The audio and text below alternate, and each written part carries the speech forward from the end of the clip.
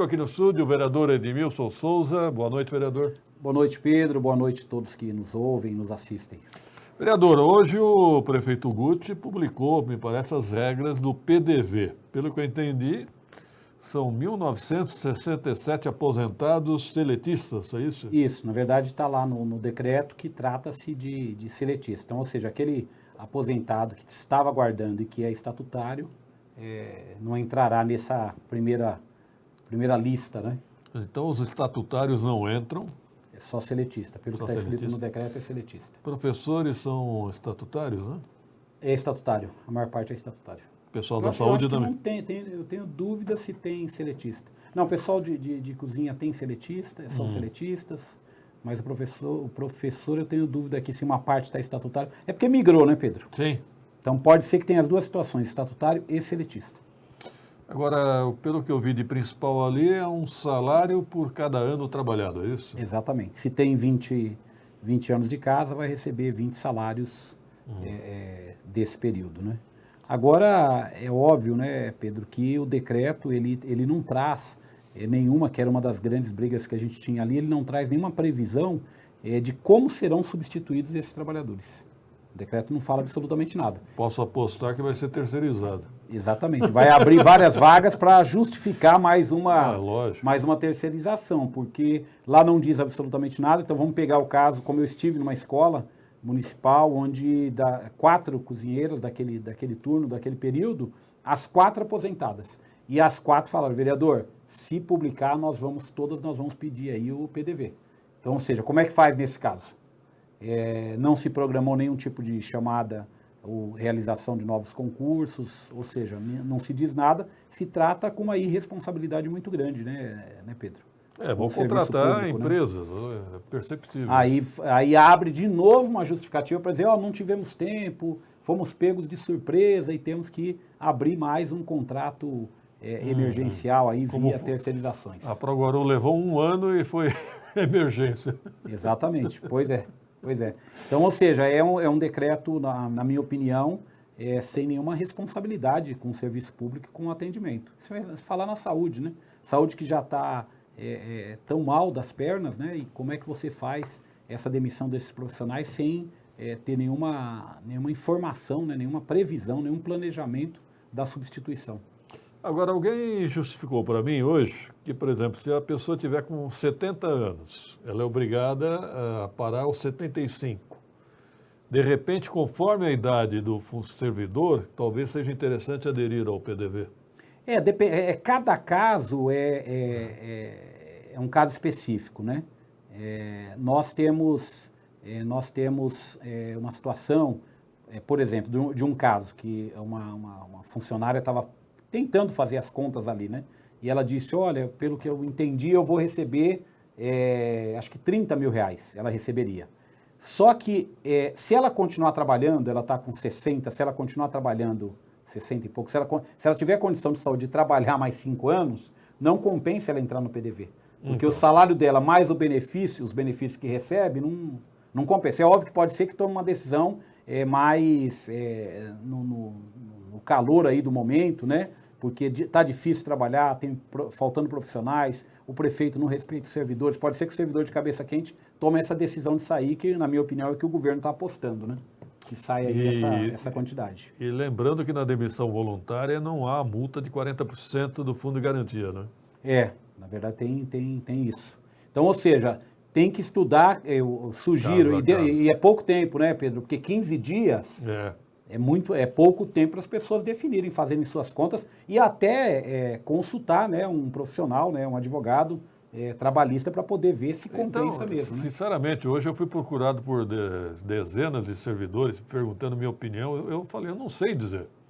Cada caso é um caso. Exatamente, porque é muito específico, né?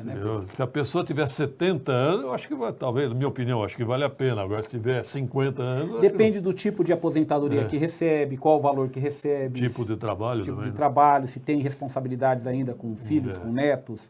É por isso que eu estou dizendo, cada caso é muito específico. Eu penso, Pedro, que essa possibilidade do desligamento de servidores... ele devesse ser um processo permanente.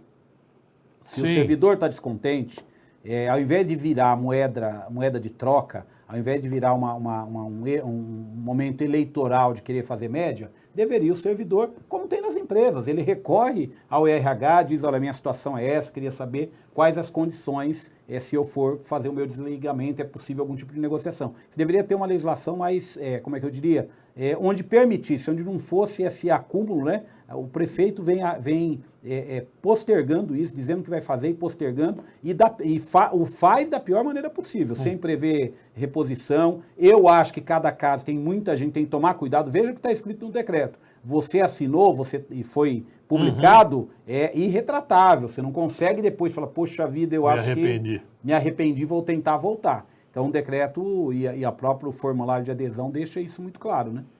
Então tem que pensar bem antes de tomar a decisão. Concordo plenamente. Bom, vamos apurar melhor essa questão do PDV, mas consulte o sindicato, consulte um contador, um advogado trabalhista, né? O melhor neste caso é um advogado trabalhista. Melhor porque aí ele consegue, inclusive, ter com a experiência, dependendo do profissional, ele vai usar a experiência para poder dizer se você está fazendo uma boa ou não, né? O que o Dan Lima Rodrigues está perguntando? Existe algum risco dessas empresas que entraram no lugar da ProAgro sair? Sim. A prefeitura pode romper o contrato, né? Sim. Pode romper o contrato, pode terminar com essas empresas e talvez deixar de ser interessante para quem fez o contrato emergencial, aparecer algo mais interessante, fazer um outro emergencial. É assim que, infelizmente, está acontecendo. Como foi com a Gerir, né? Exatamente. Como foi com a Gerir. Mas sempre lembrando, essas empresas, Pedro, que não estão pagando os funcionários terceirizados, que estão saindo deixando dívida, a prefeitura é responsável também pelo pagamento. Essas ações judiciais que estão pipocando na Justiça do Trabalho, elas colocam lá no polo tanto a empresa, mas colocam a prefeitura também. O que eu quero dizer com isso? A Gerir, se ela não tiver condições de arcar com uma decisão final de indenização, de pagamento, de coisas que ficaram para trás, a prefeitura vai ser responsabilizada. Ou seja, está se criando aí uma verdadeira bomba relógio para futuro em relação a essas terceirizadas que estão sendo contratadas. A Vanderleia Torres, deixa eu ver se eu consigo ler. Na educação temos as duas situações, estatutários e seletistas. Quando houve a migração para o novo regime, os trabalhadores que restavam 5 anos ou menos para se aposentar permaneceram como seletistas. É verdade, é aquilo que a gente tinha falado. Na verdade tem as duas situações, né? Temos seletistas e temos estatutários.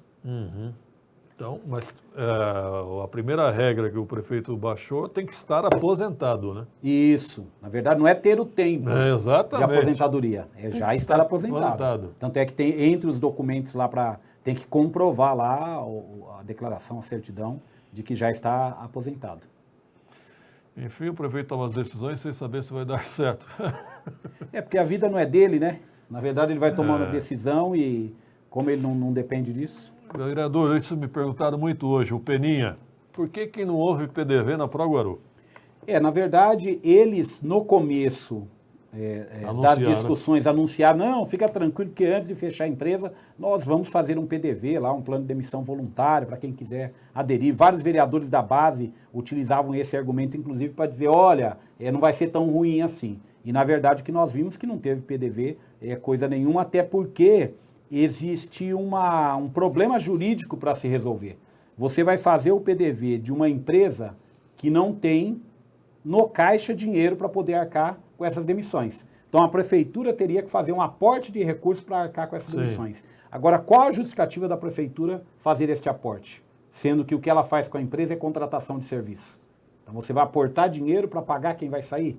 Você pode aportar dinheiro para dizer, olha, eu vou aumentar o contrato da varrição, vou ter um novo contrato de iluminação pública e tal. Então, ou seja, isso era meio óbvio, né?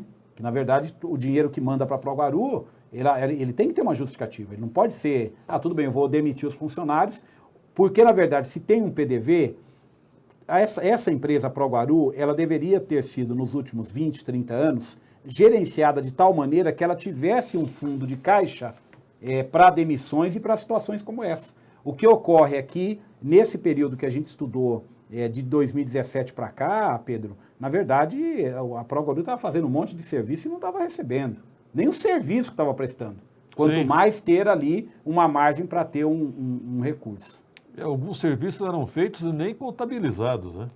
Sim, é verdade, é verdade, é verdade. Né? Ó, o Dan ali pergunta se o aporte, no anterior, não houve aporte financeiro. Na verdade, Dan, o que aconteceu? Abriu uma expectativa de 370 milhões, mas esse dinheiro foi utilizado para pagamento de dívidas com fornecedores da Proguaru. Então, ou seja, até nesse momento o prefeito não virou as costas aí para os trabalhadores da Proguaru. O PDV poderá ser aderido para quem vai aposentar esse mês? Entendo que não, Josineide. É isso? Tem que estar aposentado. Se você vai ainda, se nos 15 dias sair a sua aposentadoria, você tem direito, mas se você não, se vai sair ainda, você não tem o documento. O critério é estar aposentada. Se você conseguir se aposentar em 15 dias... Difícil, hein? É difícil. Não, pode ser que o processo já esteja lá, mas mesmo assim, 15 dias eu acho... Por isso que eu digo, Pedro, o tempo do decreto é um tempo fora da realidade. E fora, tem um outro item lá que eles colocaram no decreto, que o prefeito colocou no decreto, que diz o seguinte, que é uma expectativa de direito. O que significa isso? Eles vão publicar, todos que pediram, os 2.000 nomes, se chegar a 2.000, vão publicar e depois vão analisar caso a caso. Então não significa que você ter o seu nome publicado no Diário Oficial, você automaticamente já participará. Não basta eu aderir, tem que concordar. Tem que haver a concordância. Para que isso, na verdade? Porque não existe até agora a incompetência tanta da administração atual que não conseguiu calcular qual que é o impacto disso. Então, ou seja, eles precisam verificar, porque como é que se faz o cálculo disso? A base de cálculo disso deve ser o seguinte, olha, quantos aposentados nós temos? Vamos colocar uma situação hipotética que todos peçam. Aí você começa a calcular. Sim. Ó, dentre esses aqui tem funções que nós não vamos aceitar os pedidos que são essas, essas e essas. Quanto que vai custar? Na verdade, não, é tudo um chute. Nós estamos na segunda maior cidade do estado, que é Guarulhos, uma das maiores do Brasil, e é um amadorismo a administração pública. Então, ou seja, vai publicar, em cima da publicação vai fazer as contas para saber, dá para pagar ou não. Não existe nenhuma garantia de que todos terão direito. E aí eu pergunto, o decreto diz qual que vai ser o critério de escolha?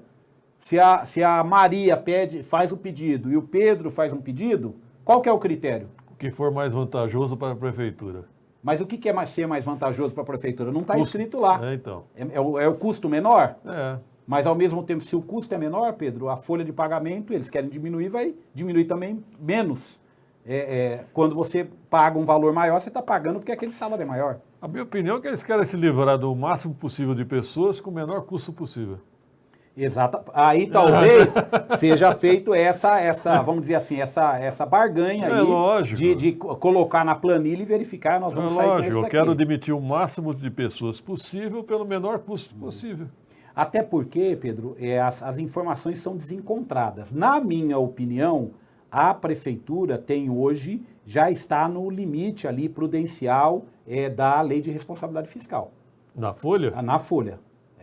Existem informações desencontradas. Quando os técnicos da Secretaria de Fazenda vão à Câmara, até porque o secretário não vai, porque ele se acha melhor do que os vereadores, deve ser por isso, ele não comparece lá. Ele é tímido. Ele é tímido, deve ser por timidez. Ele manda o técnico acaba sempre apresentando números muito próximos. E a gente sabe que existe um crescimento vegetativo da folha, mesmo se a administração não tome nenhuma medida. Na minha opinião, está acima, já está acima, e o PDV pode ser que ajuste para que o prefeito possa apresentar esses resultados aí para fins de tribunal de contas. Vereador, me espanta o seguinte, não há nenhum mecanismo para a gente ter essa informação oficial, quanto que representa a folha de pagamento da prefeitura, não tem um...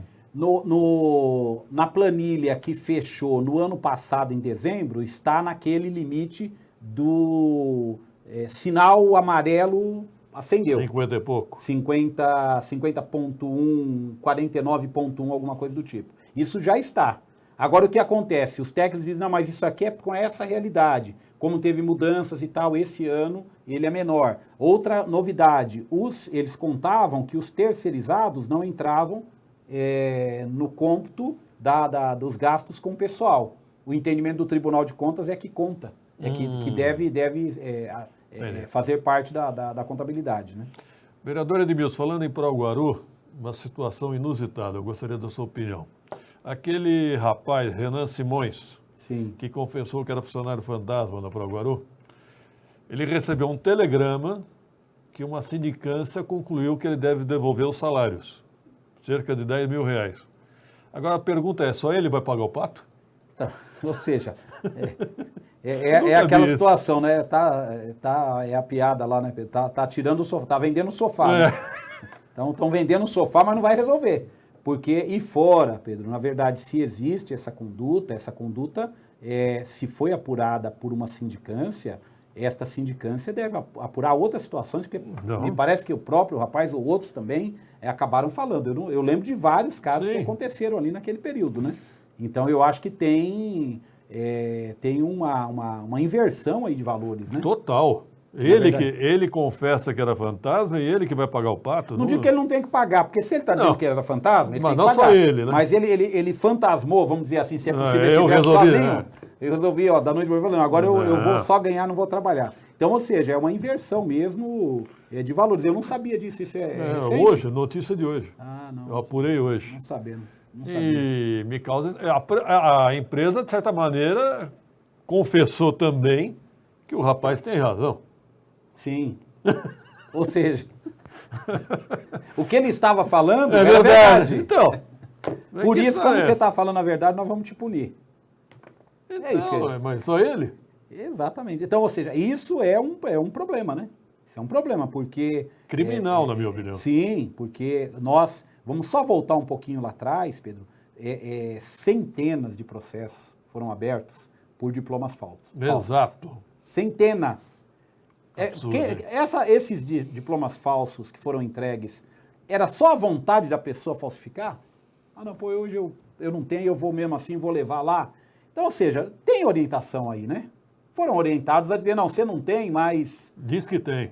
Diz que tem e leva qualquer coisa lá, porque não vai conferir. E não são poucos não, viu? É que agora se colocaram panos quentes na situação, mas foram centenas de pessoas que utilizaram desse expediente. Né? Eu sei de um caso na prefeitura, vereador, de um rapaz que ocupou um cargo de nível universitário, aí foi candidato a vereador.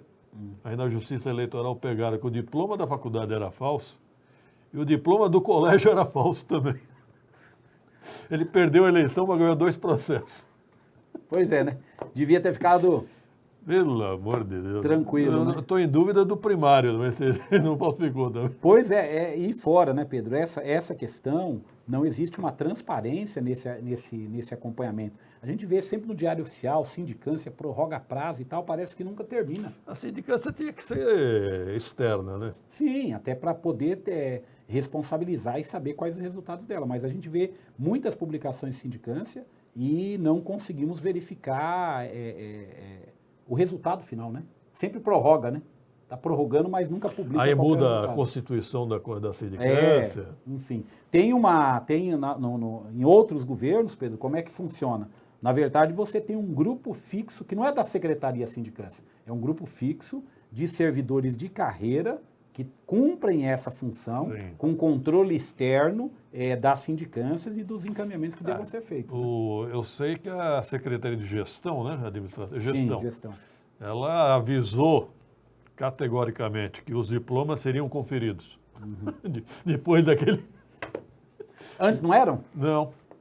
Antes era só entregar, tá bonito o seu diploma, eu vou... E fora, agora, hoje... cá entre nós, não é demérito dessa administração não, viu? Porque me disse que ao longo dos anos, muita gente usou esse golpe. Sim, porque não tem o conferimento, Pedro, porque antes eu fui secretário de escola, fui secretário concursado, como é que fazia a publicação?